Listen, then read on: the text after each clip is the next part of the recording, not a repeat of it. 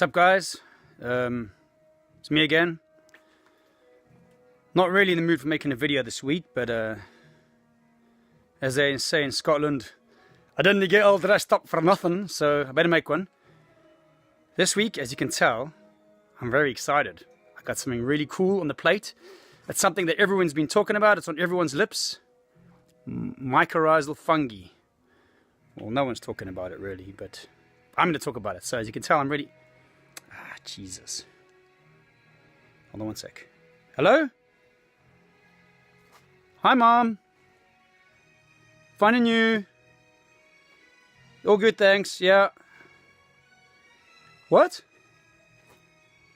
Have I called Charles? It's my brother. No? Yes, he called me.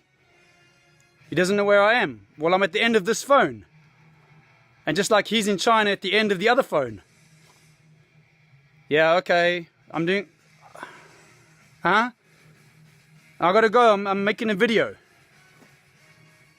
A porno. With who? Phil and Joe. Yeah. Obviously, I'm not making a porno, man. Okay, bye, bye. Love you, bye, bye, bye, bye, bye.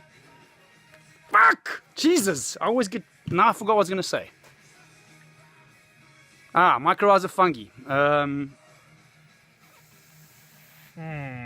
Yes, I'll have to get back to you on that one.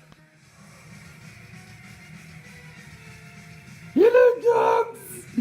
Hello, dogs! Loony bins! Loony bins! Bobs! Bobs! Ah. Okay, sweet, we're back. I hope you enjoyed that romantic interlude with the dogs. I know I did. Right, so mycorrhizal fungi, guys. Really, really good stuff. So, when planting trees, grass, cannabis, or hemp, basically anything, vegetables, whatever you want to plant, if you inoculate your plants, trees, whatever, with a bit of mycorrhizal fungi, they've got literally a 90% chance better of surviving, right?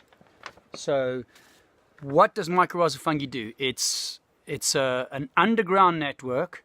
In fact, the world's biggest living organism is not an elephant or the coelacanth, some might think, but it's a huge mass of mycorrhizal fungi that lives underground in Oregon, California. Are those two different places?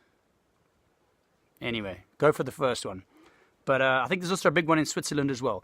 And what it does, it allows plants and trees to communicate with each other, different species as well, send nutrients back and forth to each other. So little oak tree over there isn't so well because he's at the edge of the forest and things aren't looking so good for him. And he, with the mycorrhizal fungi that's connected to his roots, that spreads underground to Big Johnny Bravo over there at the other end of the forest, he's doing really well, asks him for a bit of nutrient help and a bit of help with these nutrient uptake. And so they send nutrients along this mycorrhizal fungi network. There's a couple of ways you can go about doing it yourself. You can also, like in my case, I have done both. I've bought a packet of the stuff. There's endo and ecto mycorrhizal fungi there, and you can check that out in your own time. But just know that most species rely on endo and ecto. This package here has microbial nutrients, plant and soil amendments that help it along to take up nutrients that help plants and trees take up water. They also survive better in places where maybe the soil is got too much salt, too saline, or maybe it's a bit dry. So the trees have got a better chance of living, basically. So, when you plant a tree, especially a tree in particular, it's quite a personal event that's taking place. It's not just buying a tree in a shop and pulling it out of its pot and shoving it in the ground. You actually have to do something with the roots. You've got to spread the roots out a bit, and you have to be careful where you plant it. You can't just stick a fruit tree on a dry, windy hillside. It's not going to like it there. So what mycorrhizal fungi does is basically allows the tree to feel like it's in its own natural environment. Now, another option is when most people like yourself go on holiday, you come back with shopping of a sort. My shopping is, at first glance, this might look like a dog food bag. Well, it actually is a dog food bag. But inside, lo and behold, I don't know if you can see, that's all good stuff. Let me grab a hand. Wait, hold on. So, I brought this back from another part of Portugal. In fact, there we go. There's a little bit of mycorrhizal fungi there. This is, can you guys see that? That's that white stuff there, the white cobweb stuff. That's mycorrhizal fungi. So you do have to be careful where you bring back soil from. You don't want to just bring back soil from somewhere that's maybe infected and you're bringing back pathogens and diseases. So you want to be careful of that. You don't want to start the next bubonic plague. This soil is from Portugal. It's a healthy soil. I picked it up from a healthy forest. You also have to be a little bit careful how you do it. You don't want to do things. You don't want to just go digging the soil up in the forest and, you know, all little creatures and stuff live in the soil. So you don't want to be knackering their homes out and stuff. Another option is you could use your wife's stocking.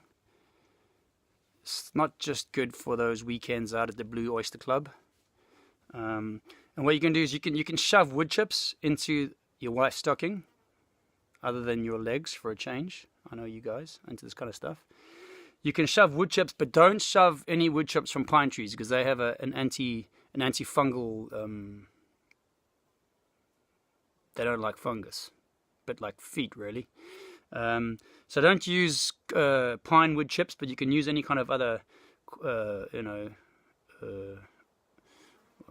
cork, oak, whatever. Shove some wood chips in there, and what you do is you go bury that in the forest for a few days, and then when you pull it up, you'll see that the wood chips are all covered in a white fungus, and that's your mycorrhizal fungi, and then you can inoculate your plants with that as well. So what I did was I brought back soil from a forest up north, and I've also brought back all these acorns. I've got dozens and dozens of them. If you do want to plant acorns, they're quite cool actually. Just what you need to do is check first and make sure that, you know, none of them have got worms inside, and what you do is you just chuck them in the water. Yeah, we got a floater there. Nobody likes a floater. You see that guy? Yeah, so him, no good. Chances are there's a little worm inside there. It's not 100%, but chances are there's a worm inside there. Then what I also do is at the moment I'm planting acorns. Now it's quite funny actually, because check this out. This is an oak tree, not a cork oak, at least a cork oak acorn. And this is a non-cork oak acorn. So they look very similar, don't they? There's very little difference between them. You can't really tell until they grow. But what I do is, all these bad boys inside here, and they're all about to go into the ground on our piece of land. All got nice roots there. Look at this one there. Hello. Look at the length of that bad boy.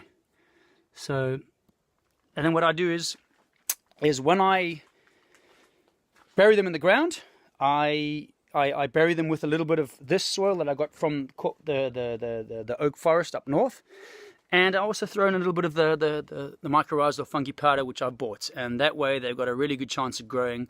They're in a happy place, and chances are that, you know, they're going to have a 90% chance of growing into nice big healthy trees. Of course, you have to plant them at certain times of the year. You're in Portugal, usually from November to about the end of February. It's the latest you want to plant them because then there's no rain.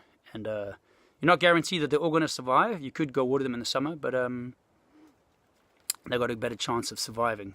You know, mycorrhizal fungi, it's really a gateway to another world.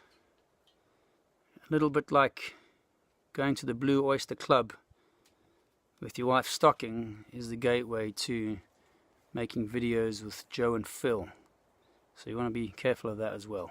But really, it's a gateway to another world. We're only just beginning to understand how things work down there underground with communication and nutrient uptake and swapping between plants, different plants, and even different families of trees. So it's all really cool stuff. I think that's it for now. The next part of this, I'm going to be somewhere very cool, one of my favorite places in Portugal. So I'll try and see if I can do it today or maybe tomorrow, and talk about some other cool stuff up there. And I want to talk to you about soil as well, and how different trees appreciate, improve, or not our soil life. So back in a bit.